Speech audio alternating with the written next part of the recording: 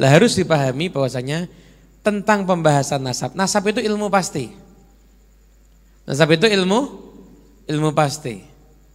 Nah, sekarang ini banyak orang menasabkan diri padahal kadang-kadang karena kabar yang tidak jelas. Karena kabar yang tidak jelas. Tiba-tiba ngomong begini, saya ini keturunan Sunan Giri. Tuh, kok kamu bisa tahu? Iya, saya tuh pernah naik bis, ketemu sama bapak-bapak tua, dibilangi, kamu itu keturunan Sunan Giri, berarti saya ini keturunan Sunan Giri. Ini berarti yang ngomong sama yang diomongi jeleknya podo ini berarti. Loh, yang namanya nasab, loh kamu, nah bapakmu yang keempat kamu tidak tahu namanya kok kamu bisa ngaku keturunan Sunan Giri. Tidak bisa kalau begitu. Paham ya? Nasab itu ada ilmunya aja jelas. Tapi ada ilmunya jelas. Nah, di kalangan para habaib, nasab ini dijaga. Ada orang-orang tertentu yang memang berkhidmat untuk mengurus nasab. Dan ada namanya pohon nasab. Dulu tuh generasi terdahulu, mungkin sekitar 60 tahun, 70 tahun yang lalu, ada namanya Habib Ali bin Ja'far As-Segaf. Beliau ini Masya Allah, itu beliau insya Allah nasabnya habaib se-Indonesia dan Malaysia punya semuanya beliau. Dibuat pohon begitu. Jadi orang ngaku-ngaku langsung ketahuan, ada enggak di pohon? Enggak ada. Berarti bukan. Punya semuanya beliau ini. Betul, Masya Allah khidmat kepada urusan nasab luar biasa. Orang yang ahli nasab julukannya An-Nasabah. Bukan nasabah bang, bukan lah ya. An-Nasabah itu dari ilmu nasab. Jadi nasab itu ilmu pasti. Ilmu pasti. Misalkan ada orang bilang, saya keturunan Habib Abdullah Al-Haddad. Saya bertanggung jawab kan enggak bisa. Saya punya catatannya kok. Saya punya ayah fulan, udah meninggal makamnya di sini. Saya lagi ini, udah meninggal makam sini. Lagi ini, orangnya di sini. Ada semua catatan itu. Sampai kepada Habib Abdullah bin Alwi, ada dicek benar ada. Nasab itu ilmu pasti. Maka nggak bisa sembarangan orang menasabkan diri kepada yang bukan ayahnya. Apalagi kadang-kadang dapat nasab dari sumber yang tidak jelas. Ketemu orang tua, atau lagi duduk di pohon beringin tiba-tiba ketemu sama jin. Kan jin genderuwo itu. Biasanya genderuwo itu datangi temannya. Mungkin kamu dianggap teman makanya didatangi akhirnya.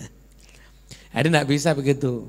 Apalagi dapat nasabnya itu dari mimpi. Saya itu pernah sekali kejadian lucu ini. Saya diundang di suatu daerah pengajian hall. Hallnya Mbah Sapa gitu. Ceramah, udah ceramah selesai duduk ini terus ini saya nanya, ini Mbah ini dimakamkan di mana? Oh jadi makamnya itu tidak berwujud makam. Loh, gimana? Bingung saya. Makamnya itu tidak berwujud makam. Iya. Mana makamnya? Ini. Pohon beringin enggak taunya. Lah kamu tahu dari mana kalau di sini ada makamnya wali? Pernah ada orang ziarah ke sini. Dia bilang katanya di sini ada wali. Akhirnya kita cari nasabnya. Ketemu. Kita sambung-sambungkan ketemu. Tidak bisa nyambung-nyambungkan. Sambungkan sampai ke Sunan Kalijogo sampai ke Nabi Muhammad. Tak lihat, oh gila orang ini berarti ini. Datang ke tokoh-tokoh ahli nasab, dibilangi kamu cari lagi, tidak benar ini.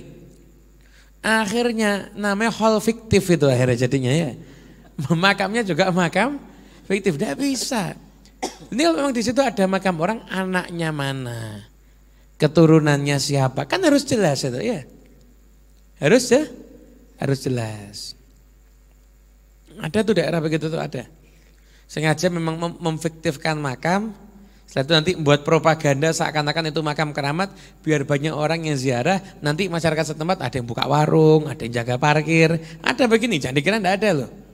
Ada begini, makanya ziarah yang jelas-jelas saja. Ziarah yang jelas-jelas saja. Jangan lihat polisi tidur diziarahi dikira makam, bukan. Ini biar enggak ngebut loh kasih polisi tidur. Itu. Macam-macam orang sarane. Ya, saya bisa menangkap beberapa poin dari apa yang telah disampaikan oleh Ba'lawi ini. Balawi Husain ya namanya. Bahwa yang pertama titik poin adalah tentang nasab itu adalah ilmu pasti. Yang kedua bahwa background dari apa yang telah disampaikan oleh Balawi ini adalah bahwa ada orang yang mengaku bernasab kepada Sunan Giri. Yang kedua adalah tentang bagaimana para Balawi rapih di dalam mengurut dan mencatat silsilah.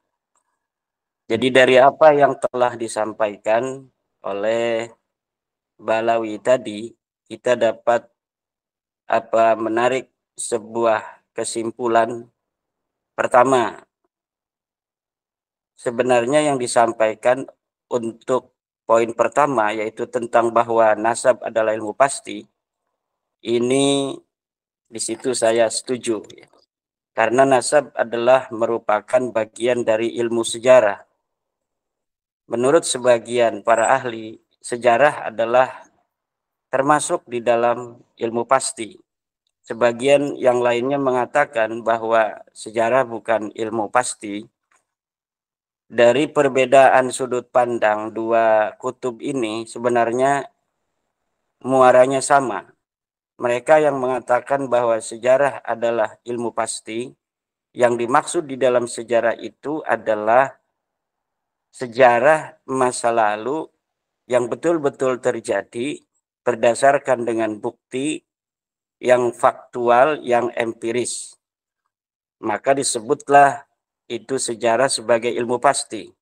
Adapun sejarah yang mengalami pembelokan, kemudian disebut sejarah, itu ada kaitnya. Sejarah palsu misalnya, atau sejarah yang telah mengalami pembelokan. Kemudian menurut yang kedua bahwa sejarah itu bukan termasuk ilmu pasti, mereka menganggap kait-kait tentang sejarah itu, bahwa ada sejarah yang asli, ada sejarah yang palsu, itu itu tetap disebut dengan sejarah walaupun dengan penamaan tambahan yaitu sejarah palsu. Tetapi menurut kelompok pertama, sejarah adalah ilmu pasti. Yang dimaksud dengan sejarah adalah sejarah yang betul-betul faktual terjadi pada masa di mana sejarah itu diatribusikan titik mangsanya. Adapun hal-hal yang fiksi, hal-hal yang hanya bersifat dongeng atau pembelokan sejarah, maka itu sama sekali tidak bisa disebut sebagai sebuah sejarah. Karena nasab bagian daripada sejarah, maka nasab juga adalah ilmu pasti. Itu saya setuju sampai di sana apa yang dikatakan oleh Ba'lawi Husain tadi, bahwa nasab adalah ilmu pasti. Oleh karena itu, tadi dia juga mengatakan bahwa nasab tidak bisa diisbat oleh mimpi. Ini sesuai dengan apa yang telah dikatakan oleh seorang pakar nasab yang bernama Syekh Khalil bin Ibrahim Ad-Duwailimi dalam kitabnya Muqaddimat fi Ilmil Ansab, bahwa yang dinamakan dengan isbat nasab la yasbutu birru'yah. An-nasabu la yasbutu birru'yah artinya bahwa nasab tidak bisa diisbat oleh mimpi-mimpi. Nah, cuma sayangnya Ba'lawi tadi itu membuat contohnya kepada nasab Sunan Giri. Bahwa ada keturunan Sunan Giri, kemudian yang dia merasa sebagai keturunan Sunan Giri berdasarkan mimpi.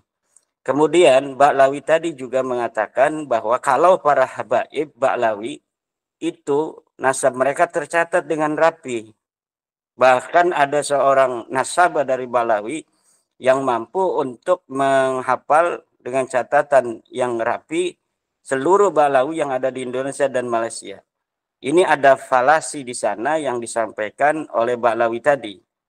Ya, sebenarnya apa yang telah disampaikan oleh Ba'lawi tadi itu membentur kepada nasab Ba'lawi sendiri.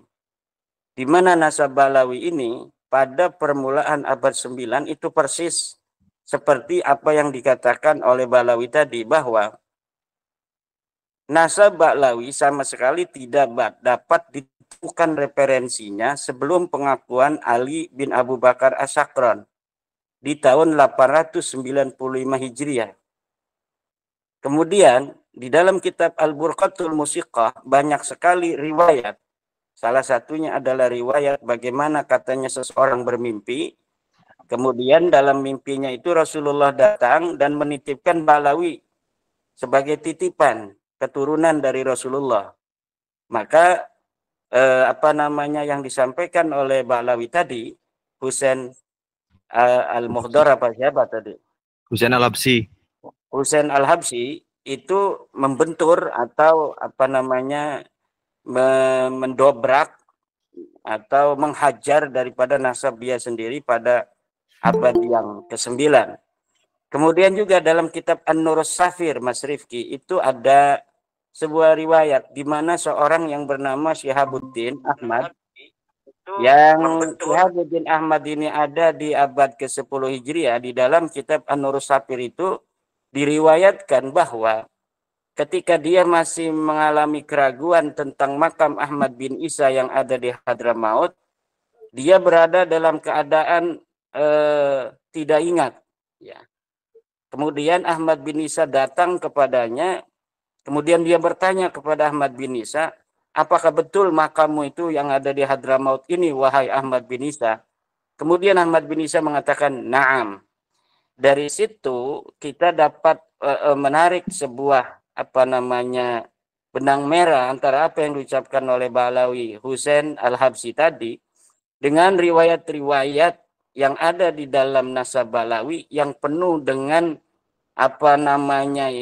haluisme, yang penuh dengan nilai-nilai yang seperti yang dikatakan oleh dia. Satu sisi dia mengatakan bahwa nasab itu adalah ilmu pasti, di sisi lain banyak riwayat-riwayat di dalam tradisi literatur Balawi yang mengatakan bahwa beberapa macam item-item sejarah kenasaban mereka itu diisbat oleh mimpi, walaupun itu di dalam Alkitab Al-Burqatul Musiqah secara empiris kita dapat melihat di dalam kitab itu nasab mereka itu mulai dibangun pada abad 9 itu. Tetapi nasab Balawi ini nasab yang betul-betul keluar, yang betul-betul muncul, timbul di abad 9 itu. Rumel Abbas pernah mengatakan bahwa sebenarnya Ali As-Sakran bukan yang pertama. Karena di dalam nasab itu, di dalam kitab Al-Burqatul Musiqah itu, Rumel Abbas itu mengatakan bahwa Ali As-Sakran hanya mensyarahi atau mengomentari sebuah syair yang diciptakan oleh Bakusher. Rumel tidak tahu kalau Bakusher itu adalah temannya Ali As-Sakran itu sendiri. Bisa jadi puisi-puisi yang diciptakan oleh Bakusher itu adalah puisi pesanan dari Ali As-Sakran karena dia masih hidup sama gitu. Dia adalah murid daripada pamannya Ali As-Sakran itu. Ya kalau misalnya orang yang hidup satu masa, kecilnya bareng. Saya lagi bikin kitab nih Al-Burqatul Musiqah tentang nasab Balawi. Coba tolong dong bikin puisi tentang nasab kami. Sehingga bukan hanya dari kami kalangan Balawi yang mengisbat nasab kami, tetapi dari orang lain juga mengisbat. Itu bisa saja terjadi. Maka sejarah dan nasab itu jangan sampai masuk di dalam filsafat yang abstrak. Karena sejarah dan nasab itu adalah sesuatu yang konkret, faktual, maka jangan sampai difilsafati sehingga nilai kekonkretan dan faktualnya sebuah nasab dan sejarah itu kemudian menjadi abstrak. Kadang-kadang moral sejarah itu Mas Rifki memang mempengaruhi manusia yang ada. Ya, tetapi kejujuran seorang sejarawan di dalam bagaimana dia menulis sehingga menghadirkan sebuah historiografi yang betul-betul nyata terjadi di masa lalu ini sangat penting agar apa? Kemenangan, kekalahan, kegetiran, kepahitan, kemanisan, itu semuanya dapat terekam, kemudian jadi pelajaran untuk kita hari ini dan masa depan di dalam membangun peradaban. Nah, Kalau umpamanya sebuah bangsa ya menulis sejarah, kemudian menulis sejarah yang sudah mempunyai nilai-nilai moral, di sana moral dimasukkan untuk kepentingan sesuatu hal misalnya, itu nilai historiografinya itu akan hilang. Kemudian dia menjadi sebuah filsafat atau sinkronisasi sejarah untuk mencapai tujuan bersama. Dan ini akan mengkaburkan posisi-posisi kesejarahan itu sendiri di masa yang akan datang. Nah, memang di satu sisi historiografi murni sesuai dengan fakta dan kenyataan di masa lalu itu kadang-kadang bagi suatu daerah yang tidak memiliki spirit perjuangan di masa lalu itu mungkin akan kurang bisa untuk menjadikan mereka yang hadir hidup di hari ini kemudian bisa menatap masa depan dengan penuh kebanggaan. Nah, tetapi para pakar ini sedang mengadu teori. Apakah penting kita untuk menghadirkan sejarah apa adanya atau kita harus mengkolaborasikan sejarah dengan moral sejarah sehingga suatu sejarah yang tidak baik di masa lalu kemudian tidak menjadikan orang-orang yang terkait dengan kedaerahan sejarah itu terjadi, tidak menjadikan dia menjadi orang-orang yang inferior. Nah, kalau misalnya seperti daerah-daerah tertentu, ini sebut saja Banten misalnya, Mas Rifki, ini sebagai contoh saja. Iya. Itu sejak 1800, di mana VOC itu kemudian bangkrut, kemudian Perancis, Belanda, kemudian betul-betul menjajah, karena sebelumnya kan sejarah yang mengatakan kita dijajah 350 tahun itu tidak sesuai dengan fakta. Karena faktanya sejak kedatangan Cornelis de Houtman ke Banten pada tahun 1590-an itu, dia datang untuk pertama kali sebagai pedagang. Kemudian sampai 1800, dari mulai 1600 sekitar 200 tahun itu mereka hanya mengadu domba antara satu kerajaan dan kerajaan lainnya. Nah, kemudian kerajaan Banten yang telah dikuasai secara ekonomi sejak 1682 sampai 1800, kemudian betul-betul dihancurkan oleh Prancis Belanda itu pada 1808. Sejak itu masyarakat Banten itu berontak karena dia telah merasa betul-betul dijajah. Maka baru beberapa tahun sejak keruntuhan daripada Kesultanan Banten 1808 dia diruntuhkan dengan perang dari Sultan Aliuddin yang memenggal kepala seorang Belanda yang bernama Peter de Puy. Kemudian disusul dengan Ki Nuriman yang memberontak dari Pandeglang, disusul oleh Mas Jebeng, disusul oleh tahun berikutnya oleh Mas Jakaria, disusul tahun berikutnya oleh Cilegon, kemudian disusul lagi oleh Nyimas Gampara, Nyimas Melati. Kemudian setiap tahun sampai perang Cikande dan perang Caringin itu setiap waktu terjadi sebuah peperangan sampai 1926. Kemudian sampai sebelum merdeka. Maka moral sejarah masyarakat Banten yang anti penjajahan itu kemudian mengkristal sampai sekarang bahwa kita anti kepada penjajahan. Dan yang nilai-nilai seperti itu, sejarah yang secara faktual memang betul-betul terjadi di masa lalu, apabila kesejarahan itu kemudian dicatat apa adanya, itu tidak menjadi masalah, bahkan akan menjadi spirit yang sangat kuat bagi masyarakat untuk dia itu muncul sebagai manusia-manusia merdeka, manusia-manusia yang ingin menjadi manusia yang tidak ada dalam kendali orang lain. Seorang Balawi yang bicara tentang nasab tidak boleh diisbat oleh mimpi, sementara di dalam literatur Balawi banyak sekali hal-hal yang terkait dengan mimpi-mimpi. Kemudian Balawi memberi contoh bahwa ada seorang yang mengaku keturunan Sunan Giri yang merasa dirinya keturunan Sunan Giri yang diisbat oleh hanya seorang kakek-kakek atau diisbat oleh mimpi-mimpi. Kemudian Ba'lawi ini, Pak Dokter, mengatakan bahwa kalau nasabnya para Ba'lawi ini dicatat dengan rapi. Bahkan di Indonesia ada seorang ahli nasab yang bisa untuk mendeteksi seluruh habaib Ba'lawi yang asli dari Indonesia dan Malaysia.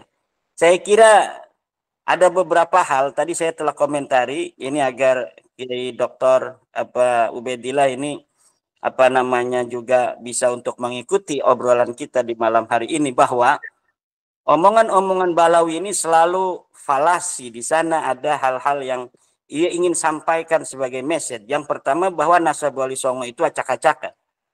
Yang kedua bahwa nasab Ba'lawi itu rapi. Yang ketiga, dia kemudian memotong bahwa siapapun yang mengaku turun Wali Songo maka dia harus mempunyai data-data yang kuat. Sehingga sampai Rizik Syihab itu agak ngelelece istilah orang Banten itu terhadap nasab Wali Songo. Kalau pengen diisbat, tes DNA dong. Sekarang sudah ada rambut. Ini mungkin ada enggak ini video yang bisa ditampilkan, videonya Rizik Syihab